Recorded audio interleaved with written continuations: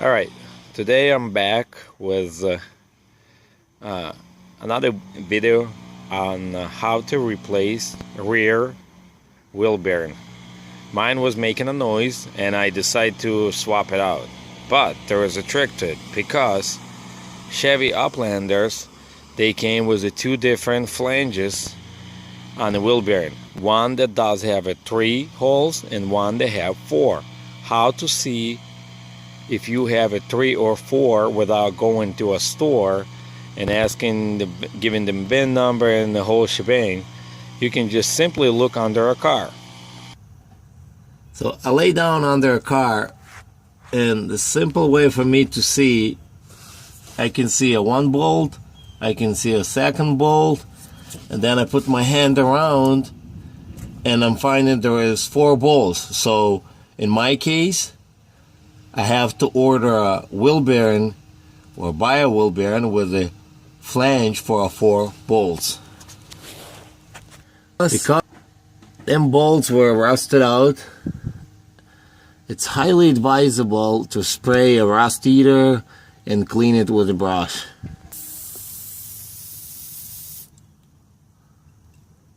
So you have to jack up your car and then take your wheel off. I happen to have a privilege. I can use air tools, so it's going to be much easier.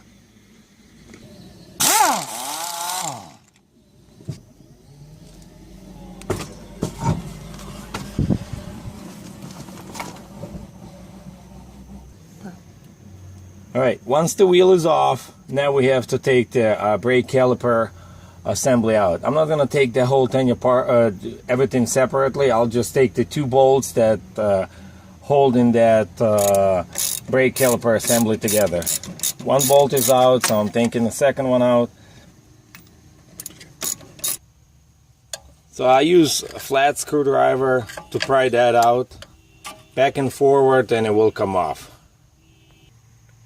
So the brake caliper assembly is off. Now there's a pin, that bolt has to come out. It's holding a rotor in place. And it's not going to be easy, because in some cases you really have to drill it out. But we'll see what I can do about it. Well, I got lucky. It came out right away. Gotta grab an extension and a 13 millimeters socket. And the beauty of it, that this flange has holes, so you put it through and then just take it out. I already broke them loose, so I'll try to use the one that I haven't break loose.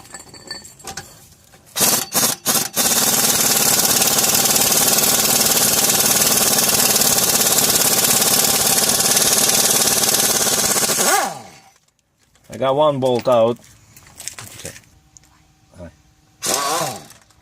Alright, I got the last bolt out, and now we'll try to break that loose.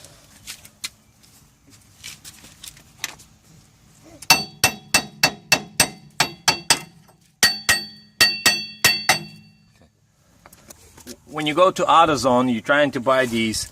If it's a flange with 3 holes, which is in here, we have 4. There is also a flange with 3. 3 holes is like $70. This one is like $90. But guess what?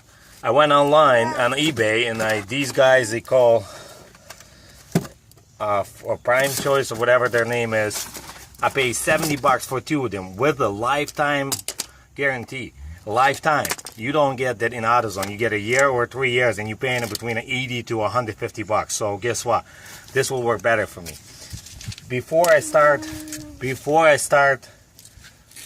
banging on that, I have to look, what do I have? Okay, so there is a ABS sensor in there. I have to be careful not to break the connector, so that's what the priority for me right now. It goes in kind of like a pressed in. The only way to do it without a puller, you tap on this side, then you tap on this side, and boom, it comes out. Now you gotta get that plastic cover out gently, because there's a connector on the back. Here we have our connector, and we gently take that clip off and then take the other side off, and we have to come out. Boom. Now the clip is off, this piece is out, we get this off. Trust me, it doesn't come out that easy. You have to bang a few times. Like everything else, you have to prep your area. So I'm using a flat screwdriver. I also have a wire brush, but you have to prep this area because the back part has to go in. First, you have to put that shield on, then you plug in your ABS sensor in. I got overexcited.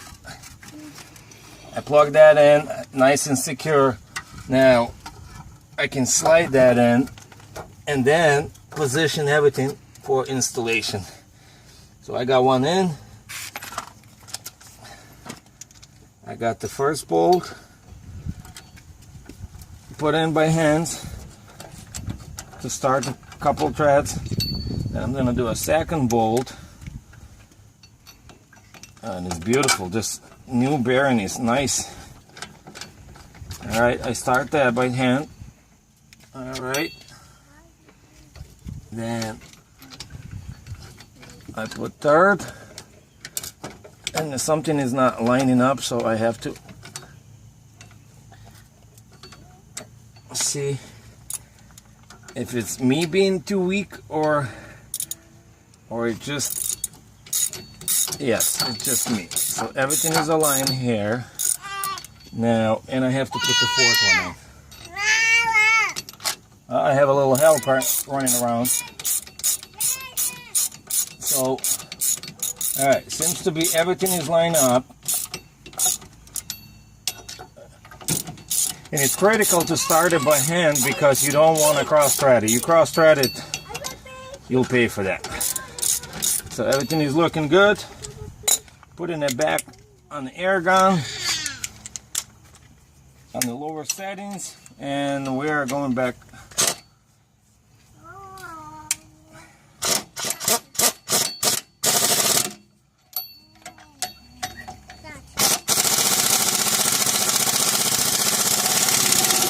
When tightening it, you're using a wheel diagram. You do a cross.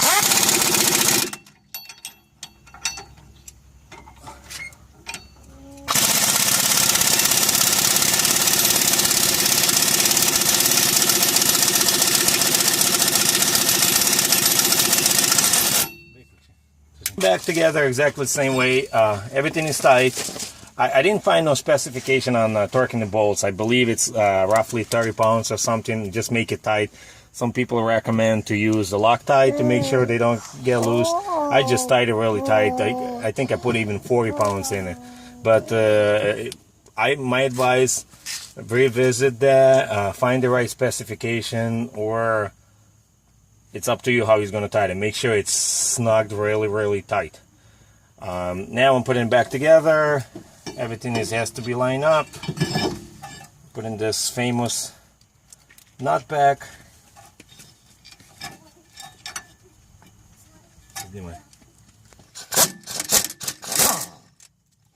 Oops, I hope I didn't damage it. I went a little too hard.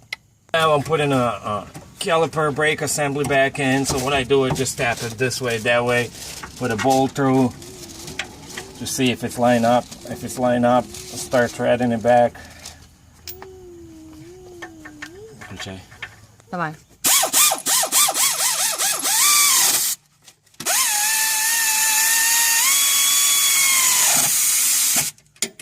Я снимаю. Now you have to apply that final snag, because that's your brakes. Make sure they snag nice and tight. Now let's revisit everything. 4 bolts on the back being snugged, this one in place, these 2 being snugged. We never touch these, and we just have to put the wheel back on, and that would be the end of a story. Thank you very much, and I hope you found that very helpful.